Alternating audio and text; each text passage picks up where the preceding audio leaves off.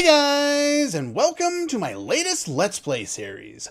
We've gone through 2 announcement videos on this, we've thought about it, we've speculated. Which Final Fantasy have I decided to Let's Play this time? Let's play Final Fantasy Mystic Quest. And for those of you who know my sense of humor and expecting me to go psych and then put on something else, I'm actually not. And before you click away on the video or, leave evil comments that, getting mad at me for psyching up with 2 announcement videos for Final Fantasy frickin' Mystic Quest, hear me out. I'm not finished my test run on anything else yet. This is the only, well, this isn't the only game, but this is one of the few games. No, we're not going to watch that. But this is one of the few games I can play without a test run, and even though it's not very well liked as a Final Fantasy title, it's very dirt simple, it's very easy, it's not very complicated, but at the same time, I still love the hell out of this game. I played this game when I was a lot younger, and I really enjoyed every aspect of it when I was playing it. So, let us begin. Our hero's name, even though they don't provide us with a default. I always hated when they did this back in the day. But they don't provide you with a default, but his name is supposed to be Benjamin, according to multiple sources I have taken a look at. If I can eventually spell his name out. There we go. And yes, this is a very simple Super Nintendo game, came out in 1992. Very kind of straightforward, got a little bit of action elements to it. As far as, technical specs go, this game is vastly inferior to everything else that was released on the Super Nintendo and even some of the things on the original Nintendo. But for the most part, I just love its simplicity.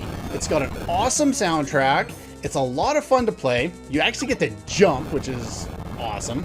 The next time we get to jump in a Final Fantasy game, I think, other than like at storyline points or something like that, is Final Fantasy 13? And the thing is, I love the crap out of this game way more than Final Fantasy 13. But then again, I really hated that game. But anyway, we're not playing Final Fantasy 13. We are playing this game. Now, one of the things that, well, let's talk about the little story here. There's not much of a story to this game. There's a prophecy. The Vile Four will steal the power and divide the world behind 4 doors. At that time, the Knight will appear.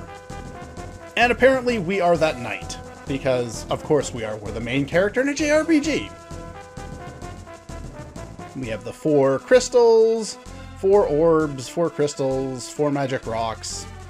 Really is the, pretty much the standard for a Final Fantasy game. Only we can save the world. Could be the Knight spoken of in the prophecy. Could be? What do you mean, could be? I thought I was. I'm the JRPG protagonist. I have to be. There's no way I couldn't beat the first enemy in the game, is there? Thing is, you're just basically pressing the A button over and over again at this point because there's nothing else you can do. But this battle is not a guaranteed win like most first battles in pretty much any other JRPG. I just won the fight, but if he criticals you and you miss, you lose. But the thing is, if you lose in this game, they don't really punish you all that much. You get a little menu, it says give up, and if you say no, you restart the fight and you don't lose any of your saved progress. Like I said, they hold your hand in this game a lot, but at the same time, you don't have to think about anything, you just go around and you play and it's fun. And after all the notes I had to take for Star Ocean Second Story, I needed a break. Anyway, the place is becoming dangerous. Follow me to the level forest. Okay, so the other thing that I wanted to kind of talk about is I have 2 different ideas about where we're going next. I wasn't lying about moving back into Final Fantasy as a series. I definitely want to do more Final Fantasy games. I was noticing that I haven't done one since, I had my first microphone, and I've heard some of the footage for that one. God, that microphone was a lot worse than I thought it was at the time. Of course, my commentary was also pretty bad at that point too, though some may say it still is. Regardless, we get very little directions, like, go save the Earth Crystal. Okay. Okay, I'll go save the Earth Crystal then. You can't do anything else. You can't get by the trees. You can press the A button, use your sword, and talk to this old man. Push aside. You jump over him. You push the rock out of the way, and we're supposed to go to Foresta or Forestria or however you want to pronounce that thing, and pick up Kaeli and talk to her. So we're gonna do that. Any of those brown chests like that, that one gave me cure potions. That will give you items. They also will refill as soon as you leave the area and come back. So we're able to farm items if we so need to. I won't do it too often, but there are reasons that you will want to do that at some point. Oh yeah, first things first, go to customize. You'll notice my HP is in little slivers that are hard to figure out. Now it's in actual numbers, so I know how much HP I have left. Let's see, everything else is pretty much fine. Your A button is your main button, your B button is your cancel button. It's also your jump button. You can save at any point on the world map or in a town or in a dungeon, and it'll bring you exactly back to that same point. Ah, Kaeli. There's a tree blocking the north exit of the level forest. I can help you with that. Well, oh, that's Kaeli's mom, by the way. Yeah. That tree wither looks awful. That was the item we got from that old man there. I guess she's kind of an environmentalist. She lives in a tree, so I guess she kind of has to be. And of course, her weapon is an axe as an environmentalist. Seems kind of weird, but okay, sure, that works. Husband Mac forgot his captain's cap. I hope nothing bad happens. I wonder if that will be important later on. There's some more cure potions. Cure potions restore 25%, I believe, of your maximum HP or something like that. I can't remember. They're not particularly all that good. Let's talk to some of these people. Okay. Crystal of the Earth is to the north in the Bone Dungeon. Well, at least I know where I need to go after we finish up with the forest. What about in here? What can we do in here? Ah, we got more treasure. Don't really need those. Can't jump over that. Can you save all them all? Well, probably. It's not that hard. If you're tired, take a rest in the bed. Sure. Gotta love free healing. Free healing is great. The way this game works as far as spells go is you'll look over here. Stop that. She has the life spell, and if you look right below this, it says white, black, and wizard. Those are spell charges, very much like Final Fantasy 1. You don't have exactly MP in this game, but you do have spell charges, and resting in an inn or using an item called a seed will recover that those spell charges for you. We won't need to worry about that for too long, but thanks for the help. Take the chest in the back. But how do I get there? Well, you have to run around the other side and sneak in through the back door. But yeah, like I was saying, I would like to get back into more of the Final Fantasy games. Just doing this one as I finish up my test run on another game. And then we can do that and get through there.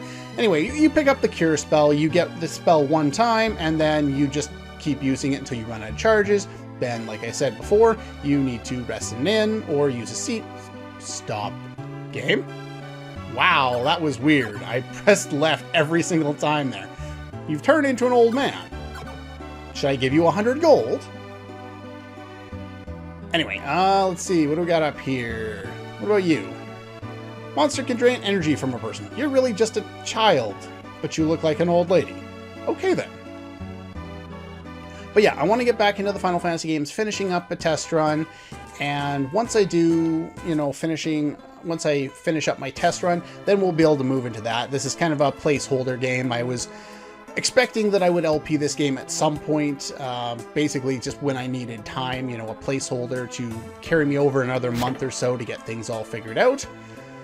But yeah, anyway, even though it's a placeholder game, it is still one of, saying it's one of my favorite games is kind of a mistake in a sense, because, no, she's still on auto, I forgot. Yeah, oh, there's critical, that's good. I got stabbed by slime. How do I get stabbed by slime? Anyway, if you go over to control here, you can change from manual to auto down below for your secondary character. Basically, you control your main hero, Benjamin, and you get secondary characters to help you out throughout the game. And if you set it to manual, you can control those secondary characters, which you'll want to do pretty much the entire time. There's only one real purpose to not controlling your character, and that's because you input your commands right at the start. Like if I go like this and I press the B button, I can cancel back and choose a different option. But the thing is, we enter our commands, both of us, at the start of the fight. Now, if we both do that and then we get attacked, and I wish I would have healed, if our secondary character is on automatic, then they can actually respond to that and they may heal you.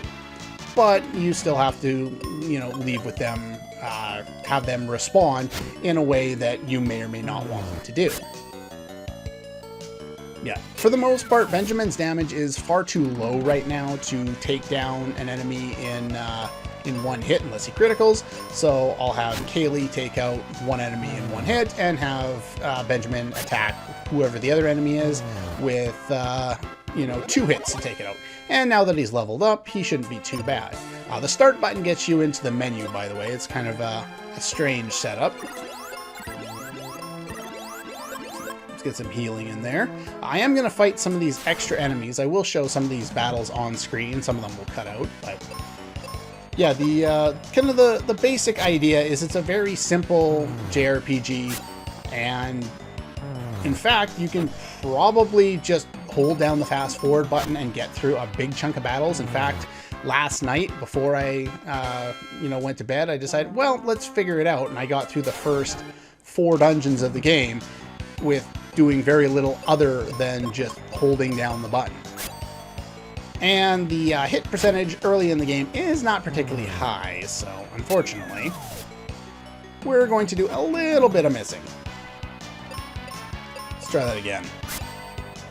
But yeah, it's very much a button mashing game. It's not particularly difficult, but because of the music and because of just how simple it is and how fun it is, I enjoy the hell out of this game. One thing to note about this game is that in battle, your cursor is pretty much automatically set to like the memory ability of many of the other JRPGs, specifically Final Fantasy games. And so if I go to, say, attack this one and I don't kill it, I probably should have attacked the middle one. Okay, killed it anyway. But if that's the case, say Kaeli missed there, and she went to target again, she would automatically be set on the same character she was before. The other thing is, if, say, I do defense here and defense here, you can defend for another character. So he's going to use a punch, not particularly worried, but it's going to save that we did defense last time. Same thing if we're doing a spell. The cure spell, you can use single targeting, or if you press down, you can multi-target with it. It can be used to damage zombie type enemies or undead enemies and stuff like that too, if you so desire to do that. And there's a nice critical hit. But yeah, some interesting aspects. Okay, what do we got here? Heal potions. That's one of the other items that we can get. What the cure potions do, let's take a quick look here. Those restore HP. Heal potions recover you from negative status effects. We already kind of went over spells. If you take a look at your armor, your own character's armor will be over here in the big area, and over here you'll take a look at your secondary party member and see what kind of armor they have and stuff like that. You can't look at their weapon for some reason, or at least not here, not in this one. Probably in the weapons setup or status or something. But yeah, if you notice the right below the defense power 3, there's a little ellipses thought bubble thing. Basically, that's protection against silence. And this is, I think, got protection against stone and water. And one of the interesting aspects of this game, take a look at the weapons there. Yeah, her weapon's a little more powerful than mine. But if you go into status, she doesn't have any of those special status protecting effects. Like if you take a look at the armor, we protect against silence and stone and water. But on her status screen, where it should have those things there, it's not actually there. So what you have to do is you have to save, And then you have to reload. And once you do that, eventually,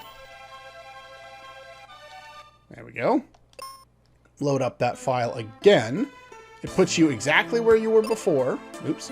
No, if you press the X button, it'll go straight into the save menu, by the way. You don't have to go straight into the menu. Now, if you look at status, she's protected against all of those statuses, which is actually pretty cool. But the sad thing is you have to do this every time you get a new party member. It's kind of annoying that way. I don't know what happened in that little test run I was doing last night, but I had a whole bunch of status protection and elemental protection on characters as I kept going without reloading. So I'm not sure what was happening, but we're just going to do things kind of the standard way at this point. You can also control auto and manual here in the menu as well, if you're interested in doing that. All right, should probably heal.